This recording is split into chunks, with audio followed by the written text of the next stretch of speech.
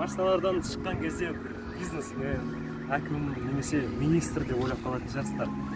Бүгін бізде шоуда бағасы Камриден аспайтын, бірақ S-класстың комфортын беретін Kia Cadenza-ға автошоу жасайтын боламыз. Ендеше бізбен бірге болыңыздар, достарыңызбен бөлісіңіздер, ал біз бастаймыз.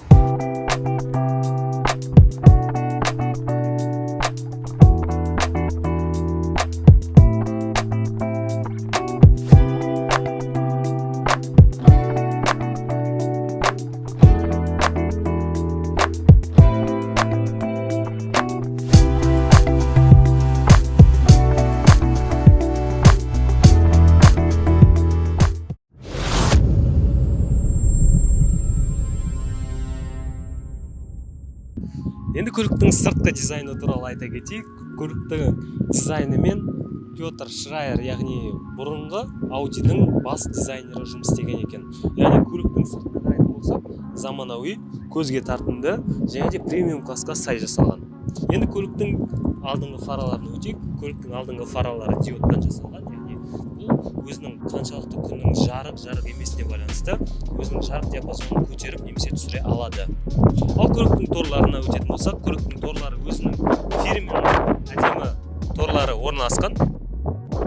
Бұл торларды басқа көлікке қойып қоятын болса, бірдестен бұның Kia-ның торлары екенін білеміз. Ал хромдалған элементтер бұл көліктің сыртына бір өте әдемі рең беретін секілді, және де жай көлік емес екенінің бір белгісі.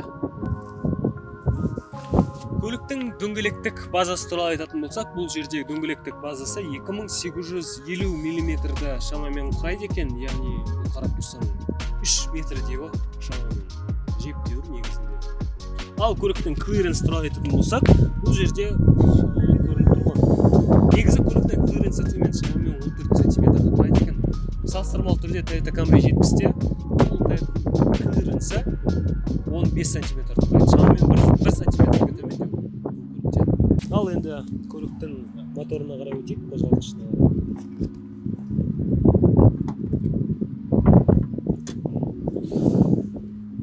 Яғни газды тірегіштері бар, яғни бұл жерде жел үшіріп кетеді деген болмайды. Яғни көлік В образда 6 цилиндрлі, 24 клапанды, 3/5 көлемді қозғалтқыш 290 аттың күшін береді екен. Яғни бұл бизнес премиум седан үшін өте жақсы көрсеткішті көрсетеді. Яғни 0-мен 100-ге дейін шамамен 7/2 секундта, яғни компанияның өзінің көрсеткені 7/2 секунд деп көрсетіпті 0-мен 100-ге дейін. Оны біз тексеретін боламыз. Ал көліктің шығыны туралы айтатын болсақ, 100 км-ге шамамен аралас циклде айдаған кезде, яғни трассада және де қалада айдаған кезде көлік шамамен 9-10 литр бензинді шығындайды екен. Ал бұл жерде по факту, яғни қалада айдалған көлік болғанда шамамен 15 литр көрсеткен.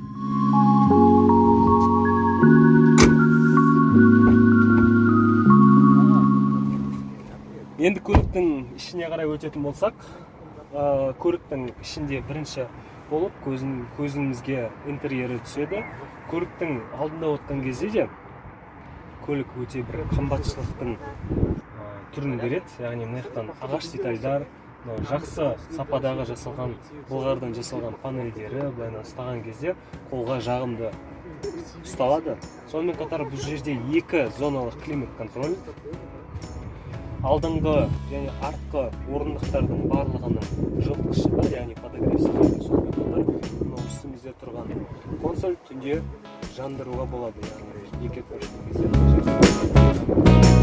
Ал енді көліктің сатысы туралы, яғни трансмиссиясы туралы айтатын болсақ, бұл жерде автомат, яғни Қазақстанда құрастырылған осы Kia Cadenza-лардың өзінің барлығы автоматтан жасалған, яғни бұл жердегі 6 сатылы қорап. Көлікті алған кезде бірінші мынау көліктің ішіне отырып, телефоныңды алып қоятын жер іздейсің ғой біріншіден ше. Бұл жерде бар. Міне, мына жерге алып қойсам да болады. Яғни бұл жерге 2 кофе сатып алып қойсам болады.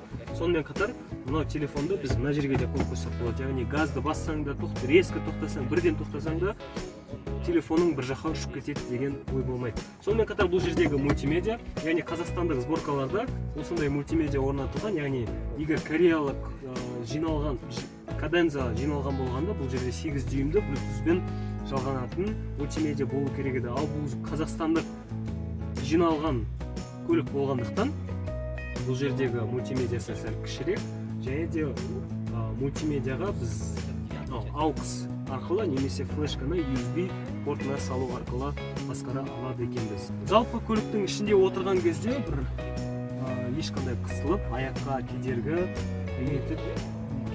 көрсетіп тұрған ештеңені көріп тұрған жоқ. Сонымен қатар достар, мына кетіп бара жатқан кезде күн көзіңе шақшиып кеткен кезде көзіңе очки таққың келеді. Сондай кезде не істейміз? Яғни қазіргі мысалы қателеспесем Toyota Camry 75-те кіріп машинаға отырып очкиіңді қойып қоятын жер жоқ. Ал бұл жерде бар. Бір емес, 2-3 очкиіңді, көзілдірігіңді қойып қойсаң болады. Достар, руль туралы айта кетейік. Руль туралы айта кеткен кезде бұл жерде мультируль орналасқан, яғни мультимедианы басқаруға болады. Жолда кетіп бара жатқан кезде мына жақта үлкен көп кнопкалардың арасынан кнопканы іздеп жүрмес үшін, яғни мультируль өте ыңғайлы болып келеді. Бұл жерде біз тректі өзгерте аламыз, келесіне немесе алдыңғысына қоя аламыз.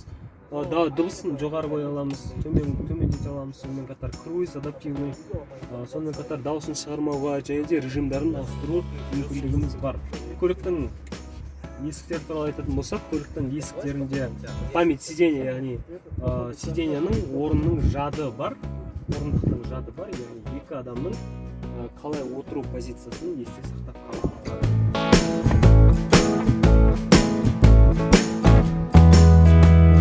Көрдіңіздер ма? Өте ыңғайлы деп ойлаймын. Ал егер шығатын болсақ, біз керісінше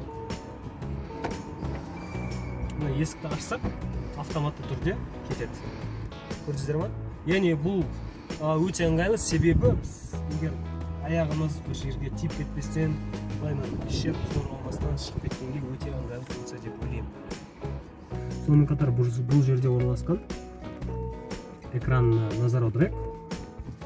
Бұл жердегі экраны бізде электронды дисплей, яғни алдыңғы шығарылымда біз S-кластың 221 шанақтағы S-класты осындай электронды спидометр орнатқан болатын. Яғни бұл жерде дәл сондай бір қараған кезде көліктің ішінде қарасаң өте ыңғайлы және де әдемі түр береді. Достар, енді көліктің қол қоятын жерін туралы айта кетейін, яғни бұл премиум класс болғандықтан бұл жерде алдында да отыруға ыңғайлы, артында да отыруға ыңғайлы. Яғни алдында отырған кезде, яғни өзіңді жүргізуші сияқты айдаған кезде бұл көлікті қолыңды қойсаң, яғни жаныңдағы адам да қолын қойса, ешқандай бір-бірімен соғысып, яғни қолдары бір-біріне симай қалып жатпайды. Сонымен қатар бұл жерде үлкен бардачок, ішінде прикуриватель бар, яғни оған біз жалғап шнурды не жалғайтын болсақ, антирадар мысалға, видеорегистратор соның бәрін жалғап, шнурын маяқтан шығарып қойсақ болады, яғни ол өте ыңғайлы.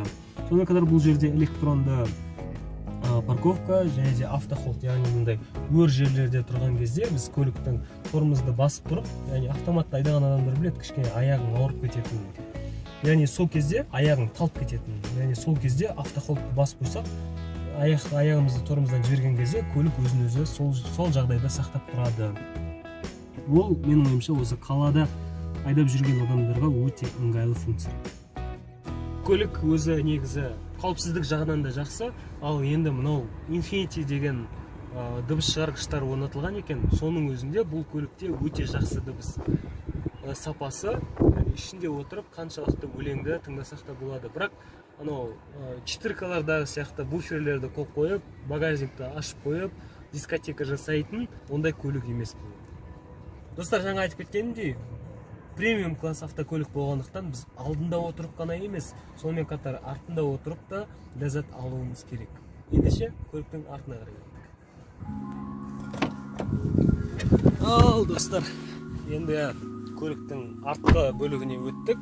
Яғни бұл премиум санаттағы көлік екені бірден көрініп тұр. Яғни бұл бизнесмен немесе осындай деловой адамдар қалай отырады өзі алдындағы сиденьяны до конца соңына дейін былай жатқызып қояды, алдыға қарай итеріп тастайды и өздері былайынан ыңғайланып отырып алады. Мына қарап тұрсақ, бізде бұл бизнес санатына қарағанда жоғарырақ санат, яғни көліктің ұзындығында өзі ұзын. Бірақ қарап тұрсақ, мына жерде бізде аяғымызды созатын болсақ та ешқандай кедергі келтірмейді. Енді көліктің функцияларына қарай өтейік. Көлік жаңа алдын айтып кеткенімдей, бұл жерде 2 зоналық климат контрол, яғни осы арқылы біз мультимедианы басқара аламыз, дауысын көтеріп төмен түсіре аламыз, немесе каналды ауыстырып, немесе тректі өлеңді келесіне немесе алдыңғысына ауыстыру мүмкіндігіміз бар. Сонымен қатар артында отырған кезде, қысқы кездерде мысалға суық болады ғой мынау былғарылар. Сондықтан суық болмас үшін бізде подогрев сиденье бар, яғни осыны басатын болсақ, бізде подогрев қосылады. Яғни жанындағы мынау кнопкаларда, яғни екінші адамға арналған жанындағы адамға. Мына жерде лончик бар екен. Кішкене бардачок, өздеріңіз заттарымыз телефоным жеңсіп кетті.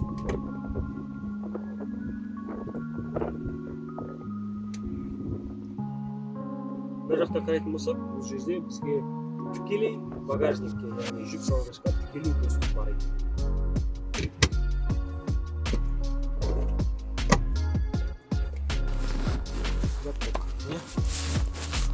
Ал мына жақтан қарайтын болсақ, кішігірім динамик, және де мынау түнде подсветкалар жанған кезде көліктің іші ерекше қымбатшылықтың сезімін береді.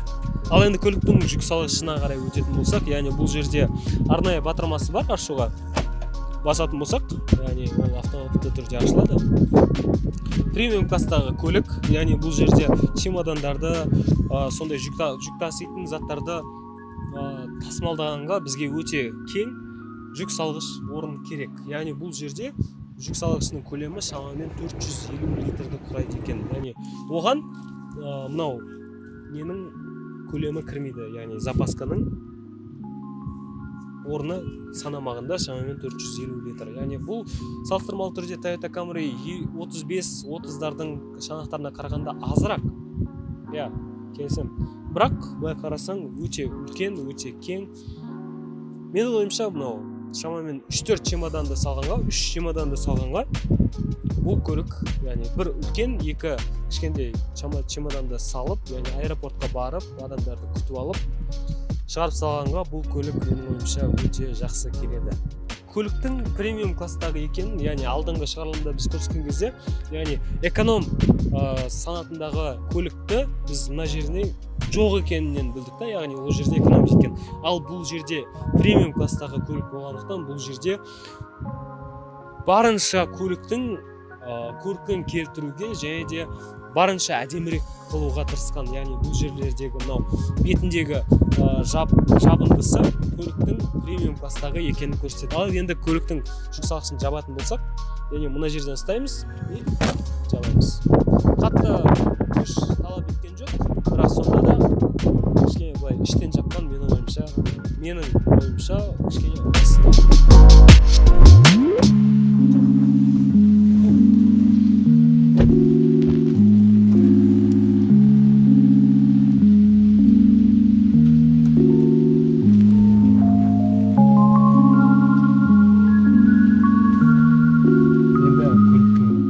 Артқа қарай берген кезде бізде артымызда не жанады? Артымыздағы шторка ашылу керек.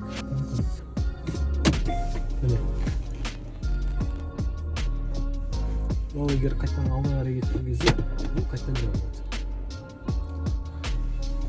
жабылады. Көлікті енді тест-драйв жасап көреміз. Яғни көлікте бірінші отырған кезде, көлік үлкен габариттері өте үлкен екені көрініп тұр. Көліктің ұзындығы 5 метр шамамен. Яғни ол көрініп тұр. Көліктің шығын туралы айтатын болсақ, бұл жерде шығын қазір фактически шығыны 16-да 4 литр көрсетіп тұр.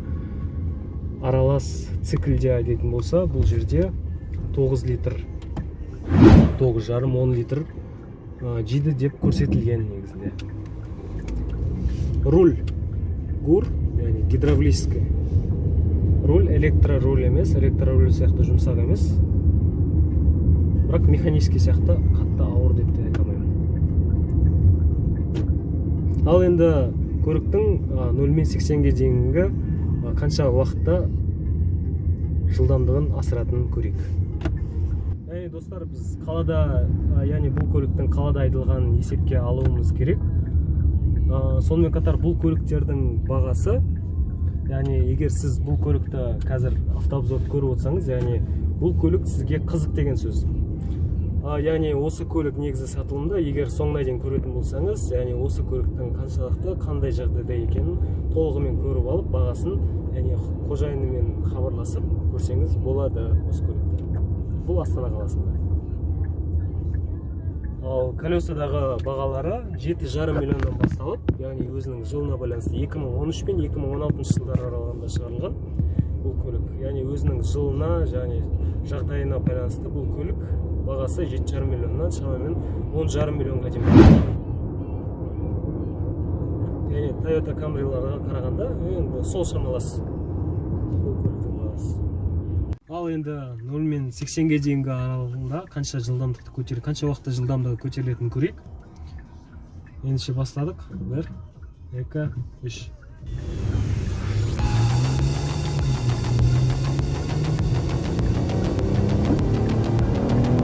Келді. Шамамен 8 секунд. Шамамен 8 секундта келдік. Бірінші басында буксовать еткенімізді есепке алуымыз керек. Менің ойымша алдыңғы жетекті көлікке 8 секунд, яғни премиум класстағы осындай ұзын көлік үшін ол өте жақсы нәтиже деп ойлаймын. Қазір тағы да бір рет көретін боламыз. Қанша секундта жылдамдығы көтереді. Сонымен қатар, достар, басында мен газды соңына дейін баспағанымды есепке алуымыз керек. Яғни ол қатты баспағаным роль ойнайтынын бұл жерде белгілі. Тағы да бір рет көліктің қазір 0-мен 80-ге дейінгі қанша уақытқа баратынын көретін боламыз. Ал ендеше бастадық. 1, 2, 3. Бұл жолы соңына дейін бастадық. 80. 7,2 секунд.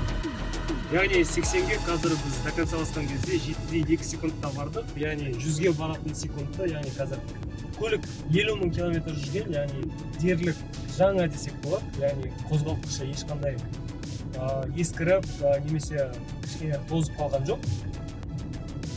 Сонымен қатар қазір көлікте 4 адам отырғанын есепке алған кезде бұл көлік үшін өте жақсы көрсеткіш деп ойлаймын өзім. Өте керемет. 7,2 секундта 100-ге бару. Ал мысалға салыстырмалы түрде алатын болсақ, Toyota Camry-дің 3,5 қозғалтқышы көлемі 100 километрге 0-ден 100-ге дейін шамамен 7,7 секундта барады екен. Бұл жерде 0,5 секундта жылдамырақ. Вообще скорость сезілмейді бұл жерде ше. Өте плавно болғандықтан көліктің негізгі максималды жылдамдығы көлікте 230 км деп айтылған екен. Бірақ бұл көліктің иесінің айтуы бойынша бұл көлікте 240-250-ге дейін разгоняться еткен, яғни жылдамдықты көтерген. Бұл көлік люкс седан болғандықтан қатты отыр-шотырларды қатты сезе бермейсің. Сонымен қатар дыбысында көлік қозғалтқышының жұмыс істеп жатқан дыбысында ішке қарай қатты естіле бермейді. Қазір басып отырып, соның өзінде қатты дауыс шығып жатқан жоқ.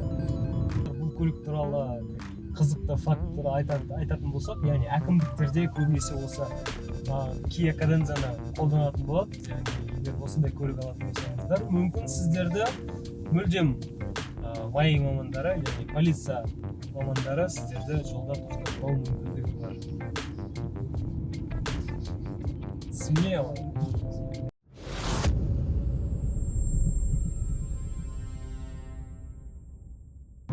Ал енді көліктің яғни реальный владелецімен яғни қожайынынан шын отзывты сұрайтын боламыз. Яғни бұл көлікті қанша уақыт болды айдап жүргеніңе және де қандай комментарий бересің? Негізі біз оны дилерден алғанымызға осы биыл 4 жыл болды. 4 жылда өздеріңіз естігенде 50 000 километр жүрді, 50 000 шақырым. Әрине де менің ойымша ондай машинеге 50 000 шақырым деген емес. Өздеріңіз күйін көріп тұрсыздар. Қожайын ретінде, айдаған адам ретінде айтатыныма, бірінші ол әрине қозғалтқышта 290 аттың күші болғаны, ол өте жақсы. Өйткені өздеріңіз білетіндей бұл көліктің классы комфорт, сондықтан